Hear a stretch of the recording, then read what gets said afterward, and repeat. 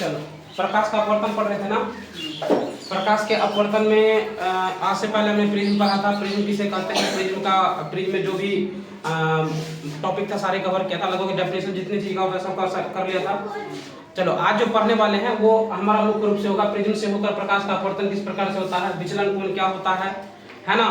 उसके बाद हम लोग पढ़ेंगे कि लेंस क्या होता है, लेंस कितने प्रकार का होता है। लेंस मान लो दो प्रकार का होता है, उत्तल लेंस और अवतल लेंस। इन दोनों लेंस कितने प्रकार के होते हैं, ये सारे टॉपिक्स को आज हम लोग कवर करने वाले हैं। ठीक है, तो सबसे पहले ये पढ़ लेते हैं कि प्रिज्म से होकर प्रकाश का अपवर्तन किस प्रकार से होता है। मान लो कि एक हमने प्रिज्म लिया, अच्छा ये 2D डायमेंशन है, इसलिए यहाँ पे समझने में थोड़ी हो सकती है परेशानी होगी, लेकिन जो प्रिज्म होता है वो 3D डायमेंशन में होता है। देखा है? अगर प्रिज्म किसी ने देखा है, नहीं देखा है तो मैं किसी दिन कोशिश करूंगा दिखाने का तुम लोगों को। तो ये क्या होता है, ये 2D डायमेंशन है, सामने वाला डायमेंशन उसका दिया गया है। मान लो कि यहाँ से अगर टॉर्च हम जला करके यहाँ पे रोशनी दे रहे हैं, तो यहाँ पे होना ये चाहिए कि इस प्रकाश को सीधे निकल जाना चाहिए, होना चाहिए ना। लेकिन क्या होता है कि ये सीधे न जाकर के पहले सीधा चलता है और फिर क्या होता है, अविलंब की ओर मुड़ जाता है ना।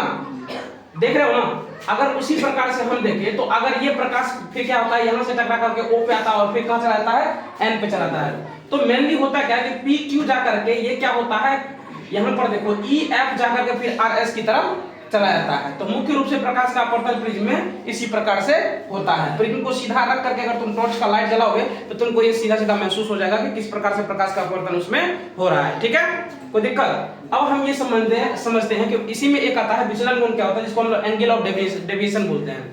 क्या बोलते हैं? एंगल ऑफ डेविएशन बोलते हैं। तो आपतित किरण तथा निर्गत किरण के बीच के कोण को क्या कहते हैं हम लोग, विचलन कोण कहते हैं। जो आपतित किरण मतलब आने वाले प्रकाश की किरण होती है ना, आपतित किरण और जो निर्गत किरण होती है उसके बीच के कोण को क्या कहते हैं हम लोग, विचलन कोण कहते हैं, है ना।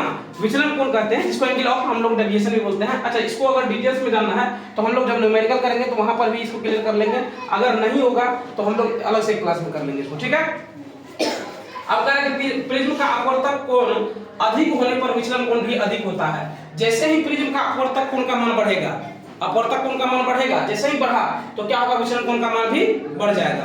कहने का मतलब ये हुआ कि जैसे ही अपवर्तक कोण बढ़ा विचलन कोण बढ़ गया, अपवर्तक कोण घटा विचलन कोण घट जाएगा। सिंपल सी बात है ना।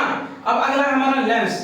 तो लेंस किसे कहते हैं, देखो यह पारदर्शक पदार्थ का वह टुकड़ा है जो दो निश्चित ज्यामितीय सतहों से घिरा रहता है। ये क्या होता है, ये पारदर्शक पदार्थ ही होता है। लेंस देखा किसी ने, पहले प्रैक्टिकल बॉक्स में आता था और उसमें देखना कि वो दो पारदर्शक माध्यम ही होता है, मतलब दो पारदर्शक टुकड़ा ही होता है जिसको एक साथ जोड़ा जाता है, वही लेंस होता है ना। इसलिए लिखा हुआ कि यह पारदर्शक पदार्थ का वह टुकड़ा है जो दो निश्चित ज्यामितीय सतहों से घिरा रहता है। इसको डिटेल्स, जैसे मान लो कि हम यहाँ पे दो लेंस ही लेते हैं, जैसे मान लो उत्तल लेंस ही लिए, उत्तल लेंस ये ऐसे बनाते हैं ना, हम लोग ऐसे बनाते हैं ना।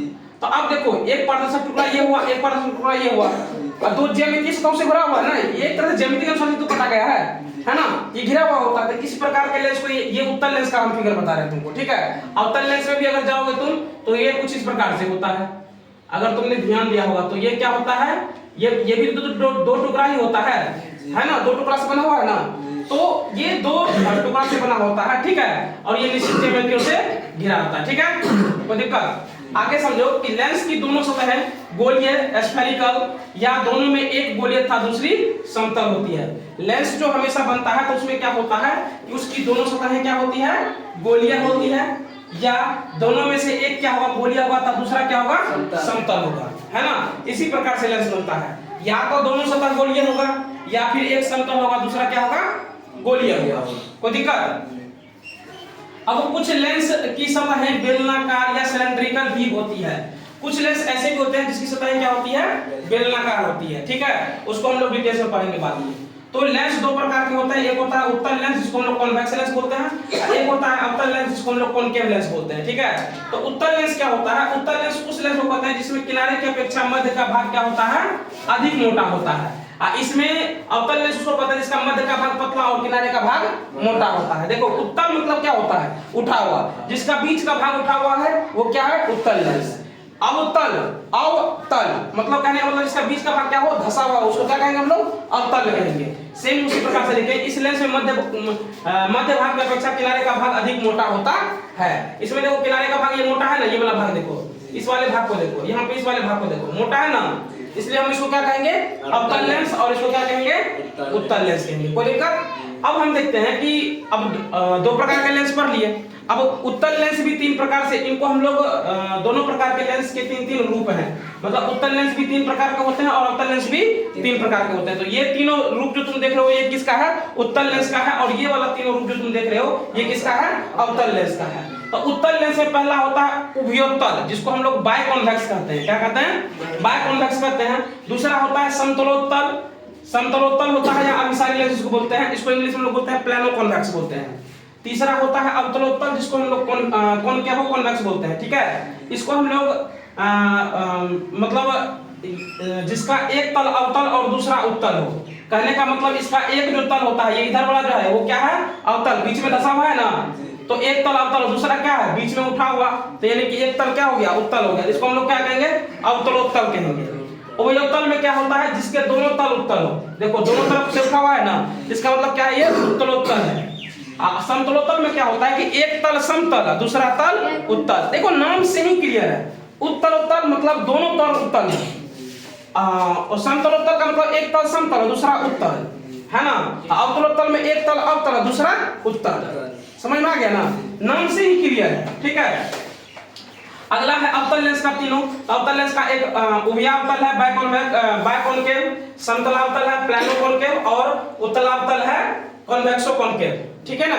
अब इसके नाम में भी देखो, उभय अवतल मतलब दोनों तल क्या हो, अवतल क्या हो, जिसका दोनों तल अवतल हो, और समतलावतल एक तल समतल दूसरा अवतल, और उत्तलावतल का मतलब एक तल उत्तल और दूसरा अवतल।